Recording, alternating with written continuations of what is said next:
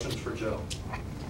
Joe, can you just take us through that last sequence? You see the pass full length and the ball triple C. Can you take us through it?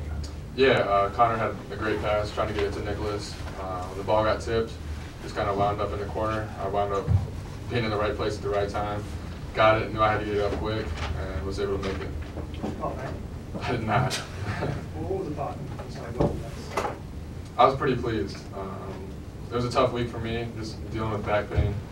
So to be able to play, then to hit that shot is pretty special, and for our team as well. Joe, in a moment like that, how important is it just to stay calm and just kind of keep your wits? Yeah, we got a lot of basketball left to play. Obviously, this is a big win. That was a big shot. But we still got 6 Big Ten games left in the season. Plus, we want to be playing deep into the postseason as well. Joe, were you able to practice this week coming back? You mentioned that it was bothering you earlier.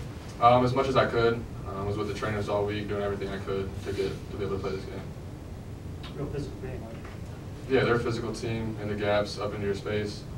They made us turn it over quite a bit, but I think Connor and Jordan did a great job in the second half, just staying calm and making the reads.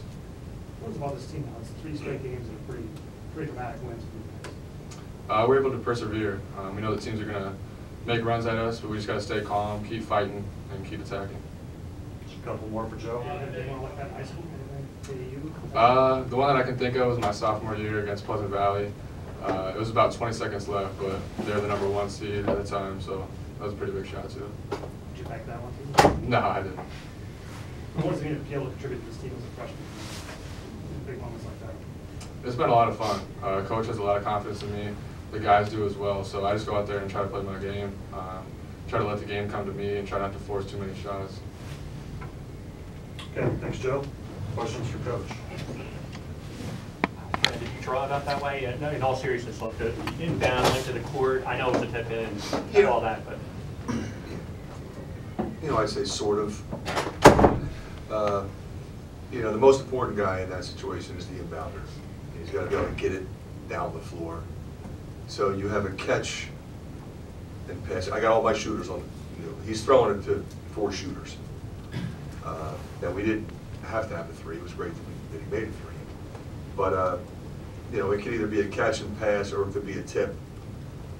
You know, I think they were up. I mean, you know, I thought they were aggressively trying to attack the ball, which I think you want to do defensively if you're Rutgers. But Nicholas really went after it. I mean, his job is to go get it or tip it, and obviously tip it towards our basket.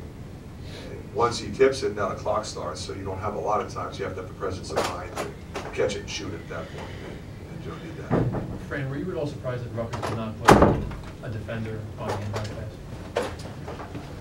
Well, no. I mean, there's a couple ways to look at it. You know, they put 2 guys off Bohannon, so I think that's where you'd have to ask Steve. But I think he probably, knowing what the shots that Bohannon's made this year, I think he wanted to make sure he didn't. If he was going to lose, it wasn't going to be because Bohannon made one. And what's your philosophy on that, on guarding the inbounder in that long ball situation at the end of the game? Well, I always do it. The problem you run into sometimes is they'll run a guy down there and try to take a charge on you, and then you don't end up having a guy in front of the ball anyway. I like to do it. You know, I have a guy, Ryan Kriener, who's got a 7'3" wingspan, so I typically would put him there. Fran, to be able to pull out this win after Gio hits that 3-pointer and with the crowd and everything, atmosphere. I mean, what does it say about the mettle of your team? It says a lot. I mean, this is a really good team we just beat. Steve's done a fabulous job building this program. They compete. You know, they came out ready. They jumped us. They turned us over 10 times in the first half. So I'm proud of my guys. You know, we didn't let it get away from us. 28-22, we made a little run at the end of the half. Isaiah made some huge plays. You know, we had a chance at the end a couple times to get a little more separation, got a little separation, but thought we'd get a little more. But they got some critical stops, and then they made some shots, and then you know, Gio, he's done that a lot. You know, we kind of felt like he was going to be the guy to shoot the ball. So we switched out on him. I thought Tyler did a good job. You know, you don't want to foul him.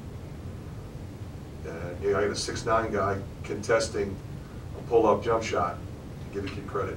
He nailed it. Fran, what do you say to your team after that shot goes in? I mean, you've got just over 3 seconds. I mean, he's sitting there going, guys, I know it's. Well, you know, you still have a chance to win, and you have to make sure you have the right people on the floor, and they understand the framework of what we're trying to do. You know, I think contrary to what a lot of people think, you know, we diagram these things and it goes to perfection. It never goes to perfection.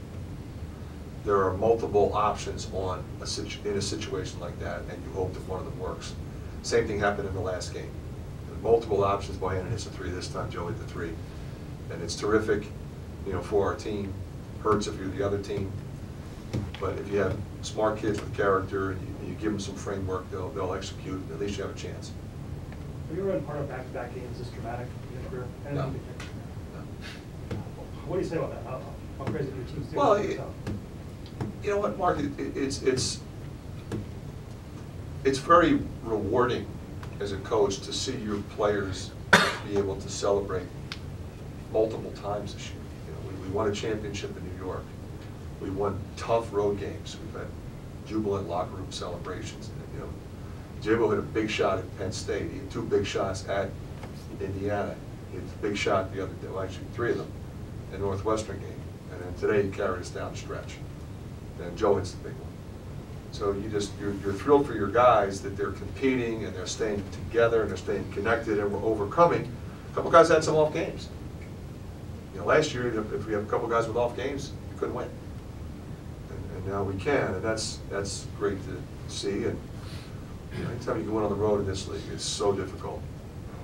Is that play called anything, like everybody go deep or what? It's called a tap play. Take one more question. Really creative. Right, talk about the atmosphere tonight. I thought for a 12-12 team, this was a loud venue.